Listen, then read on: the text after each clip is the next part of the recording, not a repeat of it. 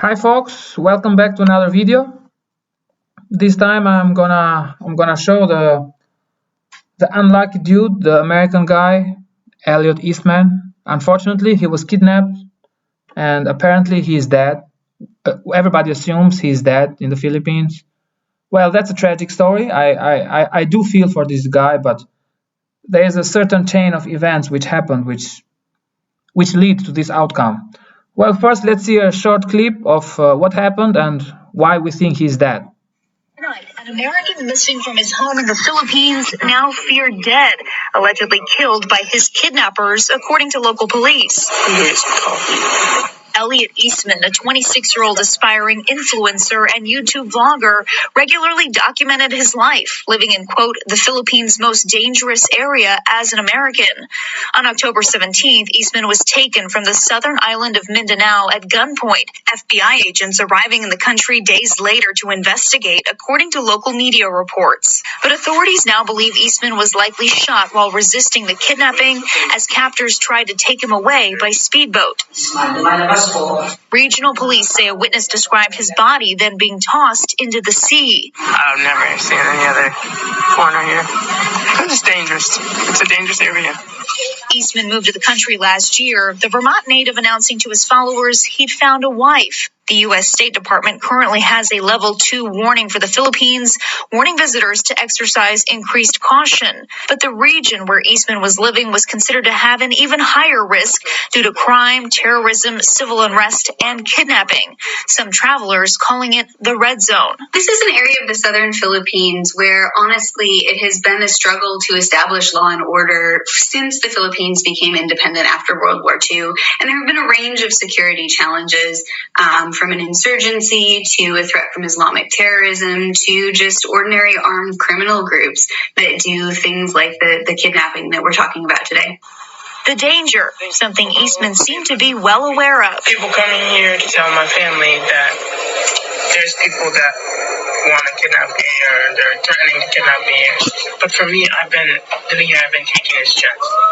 You know, even last night, I'm scared a little bit. I'm scared. Local police clashing with armed kidnapping groups as they searched for Eastman, allegedly killing 3 of the suspects. The official motive for Eastman's kidnapping still under investigation. Okay, on that point, Valerie Castro joins us now live in studio. Do we know a motive here? We don't know an official motive yet, but the former mayor of the town where Eastman was living says the kidnappers may have thought that he was a rich foreigner. Maybe he was coming from a wealthy family that could have provided a high ransom in return for his in exchange for his return. He also says that there could have been some resentment towards an outsider marrying a local woman living with her family, and that may have been behind the motive in this case. Okay, a lot going on there. All right, Valerie, we thank you for that. Thanks for watching. No way. I don't think that's the case of a rich foreigner living in the Philippines. I mean, how insane can you be? How insane can you be?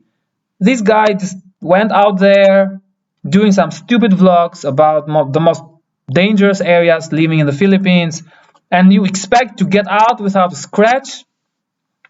This is not the West, dude. This is not the West where you just call the cops and they're coming to save you. Things work differently.